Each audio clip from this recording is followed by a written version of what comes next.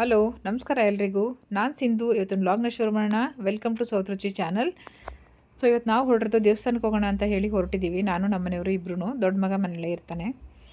So ಎಲ್ಲ luggage ಎಲ್ಲ pack ಮಾಡ್ಕೊಂಡು ನಾವು ಆಲ್ಮೋಸ್ಟ್ ಹೊರಡೋಷ್ಟೊತ್ತಿಗೆ ಮಧ್ಯಾಹ್ನ ಆಗಿತ್ತು. ಸಂಡೇ ಏನಕ್ಕೆ ಅಂತಂದರೆ ಬೆಳಗ್ಗೆನೇ ಹೊರಟ್ರೆ ಟ್ರಾಫಿಕ್ ಇರುತ್ತೆ. ವೀಕೆಂಡಲ್ಲಿ ಕಂಟಿನ್ಯೂಸ್ ಆಗಿ ರಜೆ ಬಂತಲ್ಲ, ಈ ಮೊಹರಮ್ಮು ಮತ್ತು ಫ್ರೈಡೇ ಸ್ಯಾಟರ್ಡೇ ಸಂಡೇ ಎಲ್ಲ. ಹಾಗಾಗಿ ಸ್ವಲ್ಪ ಮಧ್ಯಾಹ್ನ ಮೇಲೆ ಹೊರಟ್ರೆ ಟ್ರಾಫಿಕ್ ಕಮ್ಮಿ ಇರುತ್ತೆ. ನಾವು ಧರ್ಮಸ್ಥಳದಲ್ಲೂ ರೂಮ್ಸ್ ಎಲ್ಲ ಸಿಗುತ್ತೆ ಅಂತ ಹೇಳಿ ಮಧ್ಯಾಹ್ನ ಮೇಲೆ ಹೊರಟ್ವಿ. ನಾವು ಊಟ ಗಿಟ ಎಲ್ಲ ಮುಗಿಸ್ಕೊಂಡು ಒಂದು 12 ಗಂಟೆ ಅಷ್ಟೊತ್ತಿಗೆ ಲಗೇಜ್ ಎಲ್ಲ ತೊಗೊಂಡು, ಸ್ವಲ್ಪ ಮಗನಿಗೂ ಸ್ವಲ್ಪ ಸ್ನ್ಯಾಕ್ಸ್ ಎಲ್ಲ ತೊಗೋಬೇಕಾಗಿತ್ತು, ಎಲ್ಲನೂ ತೊಗೊಂಡು ಹೋಗ್ತಾಯಿದ್ದೀವಿ.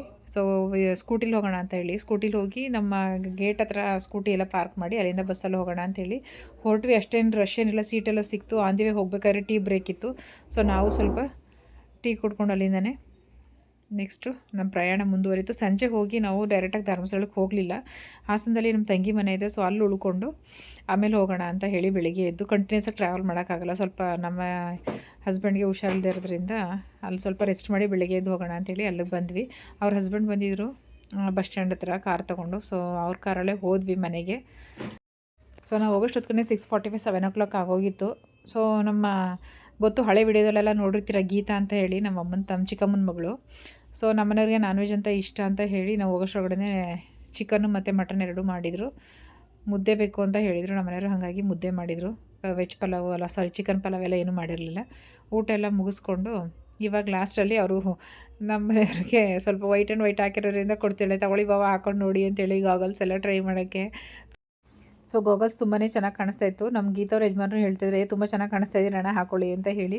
ಸೊ ಹಾಗಾಗಿ ಅವ್ರಿಗೆಲ್ಲ ಹಾಕ್ಕೊಂಡು ಫೋಟೋಶೂಟ್ ಎಲ್ಲ ಮಾಡಿಕೊಂಡು ಸ್ವಲ್ಪ ಮಾತುಕತೆ ಆಡ್ಕೊಂಡು ಹಾಗೆ ಊಟ ಮಾಡಿದ್ವಿ. ಊಟ ಎಲ್ಲ ಮಾಡಿ ಮುಗಿಸಿ ಸ್ವಲ್ಪ ಅಷ್ಟರಲ್ಲಿ ಸ್ವೀಟು ಕೂಡ ಮಾಡಿದ್ಲು. ಸ್ವೀಟ್ ಎಲ್ಲ ತಿನ್ನಿಸಿ ಅವ್ರ ಮನೇಲಿ ಅಜ್ಜಿ ಇದ್ದಾರೆ, ನಮ್ಮ ಗೀತಾ ಅವರ ಅಜ್ಜಿ. ತಿಂಡಿ ತಿಂದ್ರ ಯಜಮಾನ್ರ ಆಯ್ತು ಈಗ ನಿಮಗೆ ಅಜ್ಜಿ. ಇವರು ತುಂಬ ಚೆನ್ನಾಗಿ ಮಾತಾಡ್ತಾರೆ, ತುಂಬ ವಯಸ್ಸಾಗಿದೆ ಅವರಿಗೆ. ಬನ್ನಿ ಮಾತಾಡ್ತಾರೆ. 100? ಹಾಂ ಹಾಂ. ಆಗ ಹೇಳೋಷ್ಟು ಹಾಂ. ಗೀತಾ ಹೋಗಿದ್ರು ಊರ್ಬಿಟ್ಟೋದಕ್ಕೆ. ಏಕೆ, ಏನು ಕೂರ್ಬಿಟ್ಟು ಹೋಗಿದ್ರು ಎಲ್ಲರೂ? ಇಲ್ಲಿ ಸಾಯವಲ್ಲ, ಅದಕ್ಕೆ ಊರ್ಬಿಡೋದು. ಊರ್ಬಿಟ್ಟು ಗುಡ್ಲು ಹಾಕ್ಯಣವ್ರು ಹೊರಗೆ ಅಂತ. ಇಲಿಗಳು ಜಾಸ್ತಿ ಇದ್ದು ಅಂತ. ಇಲ್ಲಿ ಸಾಯವ ಕೀಳಕು ಅಂತ. ಪ್ಲೇಗ್ ಬಂದಿತ್ತು ಅಂತ. ಪ್ಲೇಗ್ ಬಂದಿತ್ತಲ್ಲ, ಹಾಂ ಹಾಂ. ಆಗ ಹೊರಗೆ ಗುಡ್ಲು ಹಾಕ್ಯಣವ್ರು ಒಂದು 6 ತಿಂಗಳು ಹಾಕ್ಯಣವ್ರು. ಹಾಂ. ಮಳೆ ಬರೋ ಹೊತ್ತಿಗೆ ಈಗ ಆದ್ರಿ ಮಳೆ ಇದು. ಹಾಂ. ಆದ್ರಿ ಮಳೆ ಹೊತ್ತಿಗೆ ಗುಡ್ಸಿ ಹಾಕ್ಯಣರು ಒಂದು 5 ತಿಂಗಳಂತು. ಹಾಂ. ಮತ್ತು ಸಾರ್ಸ್ಕೊಂಡು ಗುಡ್ಸ್ಕೊಂಡು ಬರೋರು. ಯಾವಾಗಲೂ ಹಂಗೆ ಹೋಯ್ತಿದ್ರು ವರ್ಷನೂ? ಹ್ಞೂ. ಪಿಳ್ಯಾಗ ಆದಾಗ ಮಾತ್ರ ಒಂದೇ ವರ್ಷ ನಾನೇ ಕಣಂಗೆ ಊರ್ಬಿಟ್ಟದ್ದು. ಜಾಸ್ತಿ ಇಲಿಗಳಿದ್ವಾ ಆ ಕಾಲದಲ್ಲಿ? ಏನು ಇಲಿ ಈ ಸಾಯವಂತೆ, ಸಾಯವಂತೆ, ಸುಮ್ಕ ಸಾಯವಂತೆ. ಹಾಂ ಹಾಂ. ಅದೇ ಪ್ಲೇಗ್ ಅಂತ ಹೇಳಿ. ಹಾಂ ಹಾಂ. ಪ್ಲೇಗ್ ಬರ್ತದೆ ಅಂತ.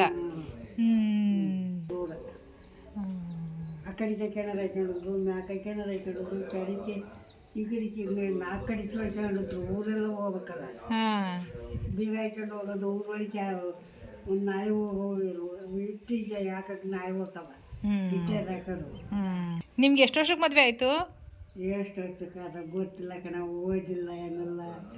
ಇಂಥ ಶಾಲೆ ಆಗ್ಬೇಕು, ಇಂಥ ರಾಜ್ಯ ಆಗ್ಬೇಕು ಅಂತೆಲ್ಲ ಕೇಳಲಿಲ್ಲ, ಗೊತ್ತಿಲ್ಲ. ಏನೋ ದೇವ್ರ ಬಗ್ಗೆ ಗೊತ್ತು, ಯಾವುದೂ ಗೊತ್ತಿಲ್ಲ, ಓದಿಲ್ವಲ್ಲ. ಅದೇ ಅದೇ ಅದೇ ಇದು ಯಾರೆಲ್ಲ ವಿಶೇಷ ಓದೇ ಬಿಟ್ಟೈತಿ, ಓದ್ಬೇಕು ಅನ್ನೋದು ಗೊತ್ತಿಲ್ಲ. ನಂಗಿಲ್ಲ, ಚಾಲಾಕಲ್ಲ, ಎಲ್ಲೂ ಬಸ್ಸೇ ಇಲ್ಲ, ಎಲ್ಲ ತಕ್ಕ ನಡೆದು ಹೋಗ್ಬೇಕು.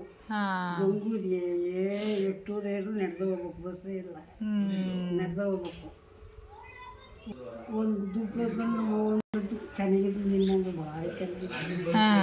ಒಂದು ಮಗ ಅಟ್ಲ ಬಿಟ್ಟು ಅವ್ರ ಮಗು ಸಾಯ್ತು, ಅವಳು ಸಟ್ಲು. ಅಳ್ಬೇಕು ಅನ್ನೋದು ನಮ್ಮ ಅಜ್ಜಿ ಕೊಡ್ತೀನಿ ಅನ್ನೋಲ್ಲ ನಮ್ಮ ಅಣ್ಣಗೆ. ಅಲ್ಲಿ ಒಯ್ಯೋರು ಮಂತಕ್ಕೆ ಆಗ ಹೋಗಲೇ ನಿಮ್ಮ ಮಗ ಸತ್ತವಳೆ ಅಂದರೆ ಯಾರಕನ ಹಾಕ್ಕೊಂಡು ನೆಂಗಲ್ಲ ಕೊಡೋದು, ಬೆಲ್ಲ ಬೆಣ್ಣೆ ಹಾಕಿ ಕೊಡೋದು. ಅಲ್ಲಿ ಇದು ಕೊಡ್ತೀವಿ ಅನ್ನೋರು ಅಷ್ಟೇ. ಅಲ್ಲಿಗೆ ಹೋಗಿ ಸ್ಕೂಲಿಂದ ಬಂದು ಅಲ್ಲಿ ಹೋಗಿ ನಮ್ಮ ಮಸಿ ಅಂತ ನೆಕ್ಕಿ ಕುಡಿತಾ ಕೂಗ್ತಾ ಬರೋಳು. 1 ಕ್ವಿಂಟಾಲ್ ಬೆಲ್ಲ, ಆಮೇಲೆ 1 ಕ್ವಿಂಟಾಲ್ ಪುಟ್ಟಳು, ಕೊಬ್ಬರಿ, ಪುಟ್ಟಳು ಪುಟ್ಟೆಳ್ಳು, ಎಳ್ಳು ಎಳ್ಳು 1 ಕ್ವಿಂಟಾಲ್ ಬೆಲ್ಲ. ಹಾಂ. ಬೇಸಿಗೆ ತಂದದ್ದು ಮಾಡೋದು ಇರಲಿಲ್ಲ. ಹಾಂ ಅದಕ್ಕೆ ಬೆಲ್ಲ ತಗೋಗು ಅಂತಾಳೆ. ಹಾಂ ಒಂದು ಯಾಕೆ ಚೀತಿ ಅಂತ ತಗೋದೆ. ಹಾಂ ಮಡ್ಚಿ ತುಂಬಿ ಒಂದು ದೊಡ್ಡ ಗುಡ ತುಂಬಿ ಬಾಯಿವರಿ ಒಂದು ಬಾಯಿ ಹೊಡೆದ ಹಾಂ ಇಲ್ಲಿ ಬರವಲ್ಲ ಹಾಂ ಹಾಂ ಅಂತಾರೆ. ಯಾವ ಬೆಳಿಗ್ಗೆ 2 ಹಚ್ಚು ಹ್ಞೂ ರೊಟ್ಟಿಗೆ, ಹ್ಞೂ ಸಾಯಂಕಾಲ ಊಟಕ್ಕೆ 1 ಹಚ್ಚು. ಒಂದಷ್ಟು ಬೆಲ್ಲ ಹಾಲು ಹಾಲು ಕೊಡೋರು. ಹ್ಞೂ ಮನೇಲಿ ಖಾರ ಊರೋದು ಮಾರೋದು ತಗೋತಲ್ಲ.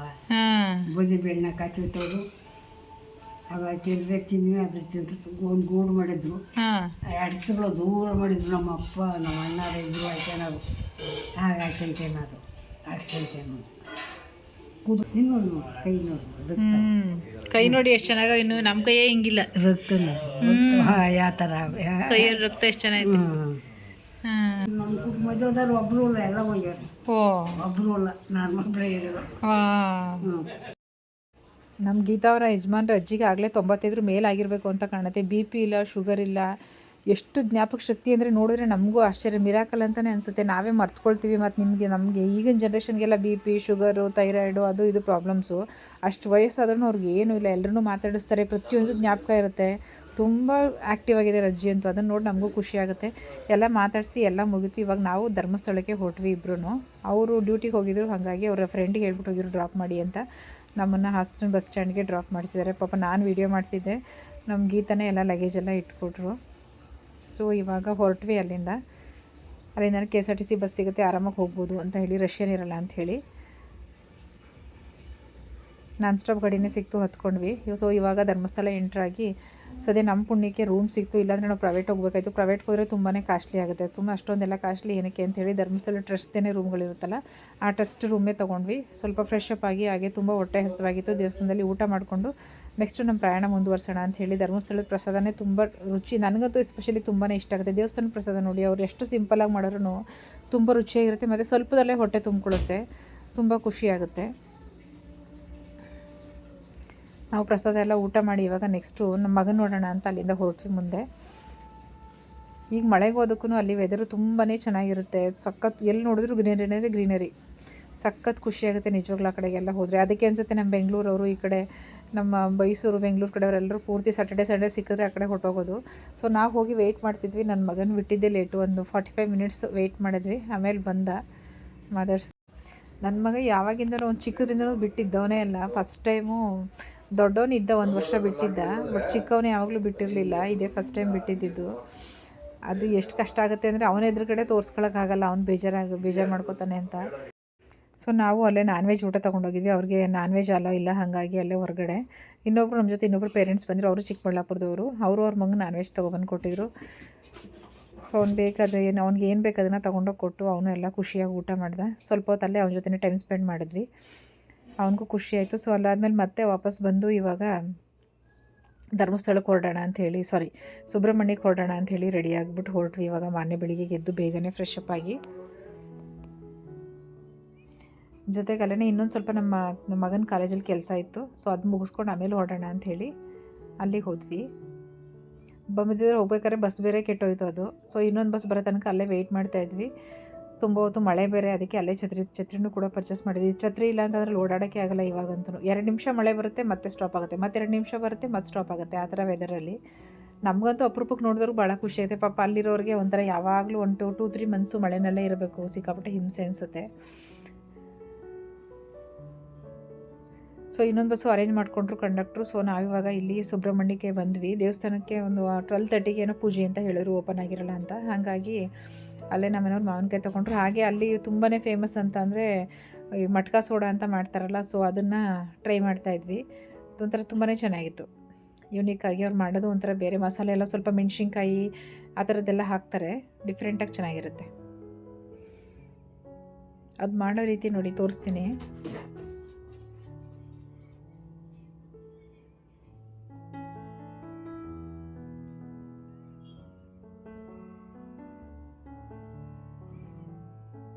ನಾನು ಟ್ರೈ ಮಾಡಿದೆ. ಒಂದರಲ್ಲೇ ನಾವಿಬ್ಬರು ಶೇರ್ ಮಾಡ್ಕೊಂಡ್ವಿ. ಒಂದೊಂದು ಫುಲ್ಲು ತೊಗೊಂಡ್ರೆ ಕುಡಿಯೋಕ್ಕಾಗಲ್ಲ ಅಂಥೇಳಿ.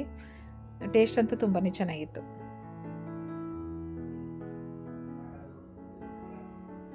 ಅದೇ ಅಂಗಡಿಗಳು ಜಾಸ್ತಿ ಇದ್ದಾವೆ ಆ ರೋಡಲ್ಲಂತೂ. ಜಾಸ್ತಿ ಮಟ್ಕ ಸೋಡಾ ಅಂಥೇಳಿ. ಅದಾದಮೇಲೆ ದೇವಸ್ಥಾನ ಓಪನ್ ಆಯಿತು, ದರ್ಶನಕ್ಕೆ ಅಂತ ಹೋದ್ವಿ. ಇಲ್ಲಿ ಆ್ಯಕ್ಚುಲಿ ತುಂಬಾ ಈ ಸರಿ ಮಳೆಗಾಲ 60% ಮಳೆ ಕಮ್ಮಿಯಾಗಿದೆಯಂತೆ, ಹಾಗಾಗಿ ನೀರು ತುಂಬಿರಲಿಲ್ಲ ಅಲ್ಲಿ. ಆ್ಯಕ್ಚುಲಿ ಅದು ಫುಲ್ ತುಂಬೋಗುತ್ತೆ ದೇವಸ್ಥಾನದ ಪಕ್ಕ ಇರೋ ನದಿ. ಅಲ್ಲಿ ಸುಬ್ರಹ್ಮಣ್ಯದಲ್ಲೂ ಕೂಡ ಅನ್ನದಾನ ಪ್ರಸಾದ ಆಯಿತು. ಸೊ ಅಲ್ಲಿ ಊಟ ಮಾಡಿಕೊಂಡು ಅಲ್ಲಿಂದ ಇವಾಗ ನೆಕ್ಸ್ಟ್ ಹೊರಟ್ವಿ. ದರ್ಶನ ಎಲ್ಲ ತುಂಬಾ ಚೆನ್ನಾಗಾಯಿತು.